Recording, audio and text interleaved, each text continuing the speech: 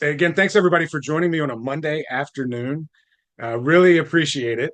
So we'll get started here, and it's funny. I don't know if anybody's seen the Nelson Nash documentary. A great guy named Jason Rank made that documentary, amongst other people. But I really appreciate it. I love Nelson Nash. I love the infinite banking concept.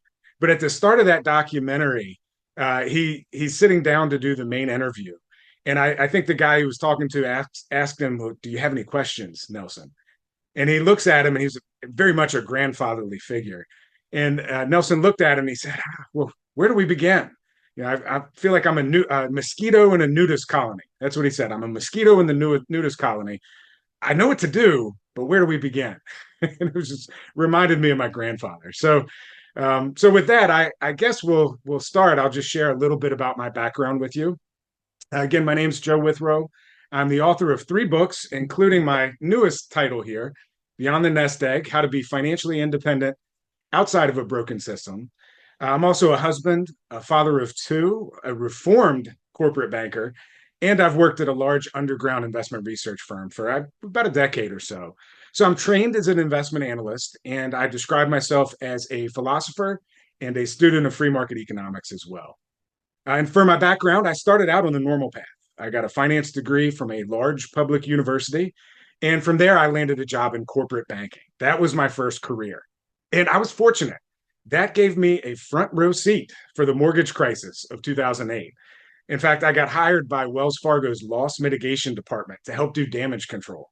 We were tasked with cleaning up that big mess. So if you remember, Wells Fargo was it was the bank that got in trouble for robo signing foreclosure authorizations. So they were just signing off on foreclosures without ever reviewing the documents. Well, that happened in the building right next to the one I worked in. So I'm going to turn on my slides here, and I'm going to show you that building. If you'll bear with me just a second. All right, so I'm going to share screen. There's the presentation. Make sure that works. Okay, looks like we're up. So this is Wells Fargo's loss mitigation building. The foreclosure department is an identical building right next door. Let me make sure, yeah, that's up there. And it's funny, these 2 buildings are out in an obscure industrial park.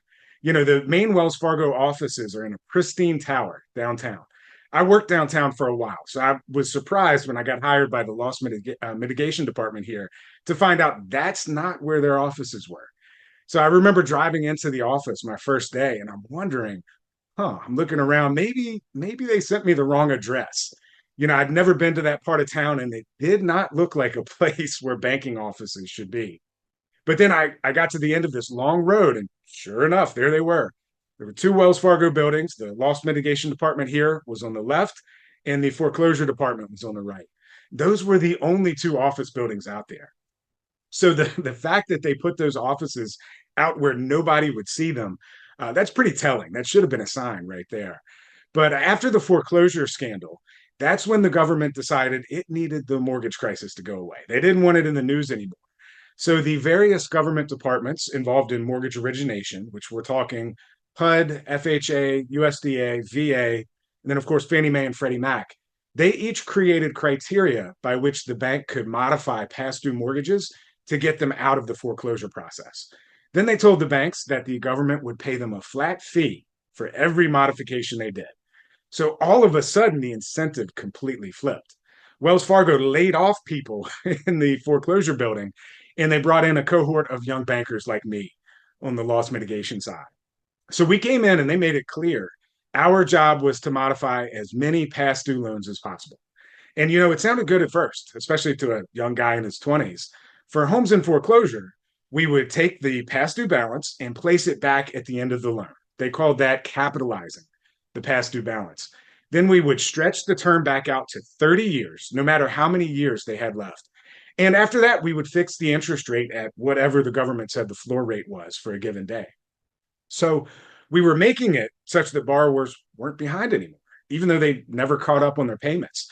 And a lot of times we could get their rate down and their monthly payment down too, which sounds benevolent, right? But a few months in, I started to realize something. Whenever somebody gets behind on their mortgage, late payment fees start to accrue. And then once it's past due so many months, the bank sends it to a foreclosure attorney. And that attorney starts billing for fees and costs. All those fees just add to the past due balance, which makes it harder and harder for the borrower to catch up. Well, I started to realize the bank was not forgiving those fees. They were going into the modified loan balance.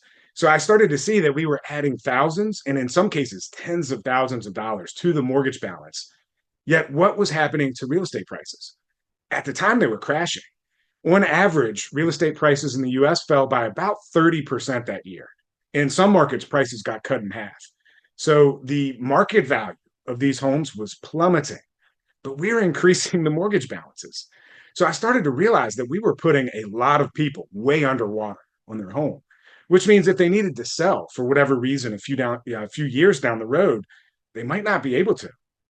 And then if they happen to default on their mortgage again, well, even more fees would accrue to the balance they owed. So that's when it hit me. The banks were getting paid by the government just to kick the can down the road and hope for the best. So I raised my hand in a morning meeting one day and I asked a very basic question. I said, hey, are we tracking the loan to value for these modifications? And loan to value it just represents the size of the mortgage as a percentage of the home's value. So good underwriting says that the mortgage should be no more than 80% of the home's market value. But I came to see that we were doing some modifications at a loan to value much greater than 100%. So my thinking was somebody should be tracking these things because otherwise we wouldn't know if the modification program was helping or making things worse. Well, I found out pretty quick that asking questions was not acceptable. I'll never forget my boss. He scowled at me and he said very sternly, just keep your head down and do your job, man. And then this older gentleman came up to me after the meeting, super nice guy. He had been working there forever. And he said to me, Joe, you can't do stuff like that, man. You got to keep your head down and your mouth shut, or else they'll run you out of here in a hurry. He was worried about me. But as a young guy, I was shocked. I was just trying to do the right thing. But it became clear that this was just a partnership between the banks and the government to make the immediate problem go away. There was no long-term thinking involved whatsoever. So that opened my eyes and it forced me to question a lot of what I thought I knew about how the financial system works. And I did keep my head down for some months after that. But it eats at you when you don't act on what you believe to be right. So I stuck it out for a little while, but I just couldn't stand it. I eventually made the decision to walk away from my banking career, which was a little bit rough at first, but eventually I linked up with an outfit in the investment research industry. And that was much more my speed, really because it was all customer focused. I had the freedom to research all kinds of investments across all kinds of different assets, and then to put together research reports for our customers. So that was my transformation. I went from being, there we go, corporate banker guy on the left here, suit and tie appearance, but didn't really help people, to being t-shirt guy on the right here. Now I'm working out of a solar powered office. I'm way up in the mountains and really just trying to help people get their money right. So through this process, I came to a big insight. And that is creating financial security is not terribly difficult. Really, it's rather simple. Not necessarily easy, but simple. The problem is that there's a massive industry in place that does not want us to have good information with regards to finance and investing. They don't want us constructing a robust investment strategy.